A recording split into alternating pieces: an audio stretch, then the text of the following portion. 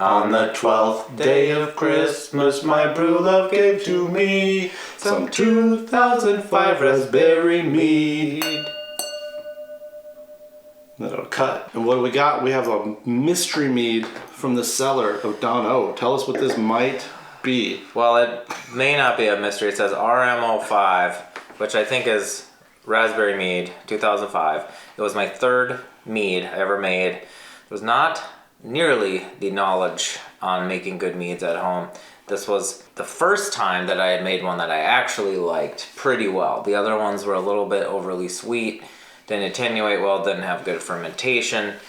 I made one that I liked, and I think I did maybe some straight, maybe a gallon or two raspberry. I did a little bit of jalapeno, and this one came out well. I entered into a contest, and it got some good scores. It didn't place, so I think that's what this is. I hope it's not gonna. Ooh, nice and still. That's good. So we will see. I don't have. I appreciate this. Could be the last one. It looks kind of. It doesn't look very raspberry though. So that's interesting. I don't know why that would change. You're saying it could possibly be a rhubarb. Well, I didn't mead, make but the numbers don't line up. I didn't make a rhubarb mead in like, 05. Yeah. Could color change? I mean, color could change. Look at it. Color actually stuck to the bottle a little. So I mean, it's. Well, that first initial smell is not terrible. Get a lot of honey. So like Don said, Maybe this not is a lot of fruit. 14 years old. Potentially. So there's. I mean, it is 14 years old. That I don't. Just don't beautiful. I thought it used to be redder. You know, I wonder if oxidation would make it less red. It could make it turn it kind of brownish. Yeah, for sure. I think that's what this is. But what's interesting is, yeah, you still get a little bit of the raspberry, but what's interesting is we also recently drank my new raspberry mead, which is full on raspberry. Yes. So that's a lot of rich, vibrant raspberry character, excessive amounts of raspberries. This was probably 1 gallon, maybe 1 pound, maybe 2 pounds of raspberries. Plus, it's 14 years old. So you still get a little bit of raspberry though. But, you know, it's kind of brown. It's almost like pink. It's like a rosé.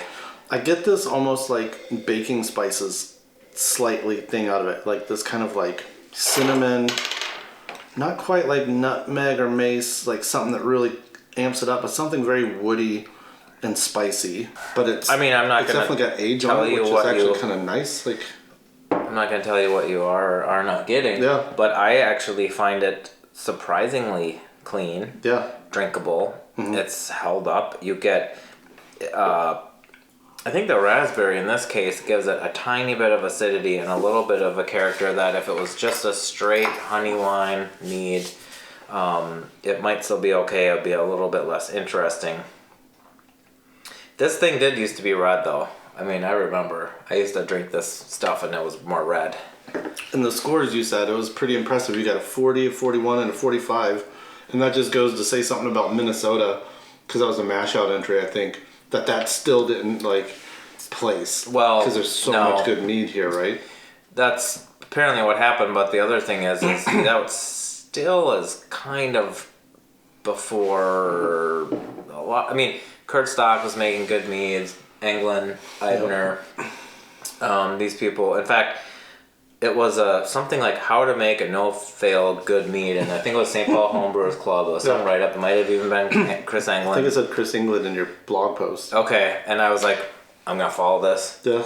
I'm gonna see if I can make an okay mead. And there was no staggered nutrient additions that I remember. There wasn't a lot of the stuff that we do now, but it did come out much more to my liking. And this, I don't know if I have much of this left. This might be it. This tastes wonderful. I think it held up. Yeah, okay, it tastes raspberry. Almost tastes. I think what I'm thinking is more like cherry-ish almond, and that almondy character I think could easily be coming from oxidation, but like not in a bad way.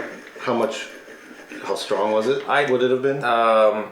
It would have been like in the 12 to 14% range. I used to always figure if you're gonna make a mead and you're gonna, well, my philosophy at that time was I'm gonna want to keep it around for a long time because it's gonna take a long time to get good, and I only make it every couple of years, so I would make them stronger so they could age, or they could hold up to some age. How do you do it, Dono? I've never had anything stay in my cellar longer than maybe 2 years.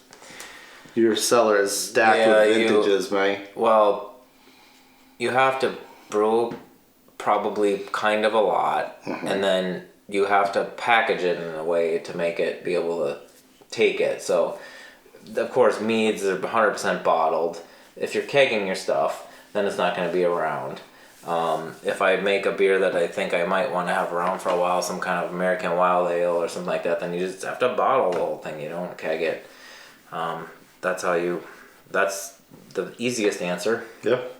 I mean, some people might counter pressure fill some from some bottling wand and do that kind of stuff, but I don't have that kind of technology or motivation. So the 12th day of Christmas, all 12 wrapped up in a tidy box with a bow on top from DonO's Dining Room. We've had pro beers, we've had homebrewers, we've had collaboratives, we've even had dry hop cheese, people. This was an amazing 12 days of Christmas. So I hope you enjoyed riding shotgun with the crew, drinking some stuff that we didn't know if it would taste good, and it all tasted pretty damn good on these 12 days of Christmas. Merry Christmas, Happy Holidays, Happy New Year. We'll see you in 2020. Chop and brew style. Chop for chop. Brew for brew. One more. Adam, shout out. Wisconsin. Thank you, Adam. Shout out Madison, Madtown, Mad Cow Disease. CWD.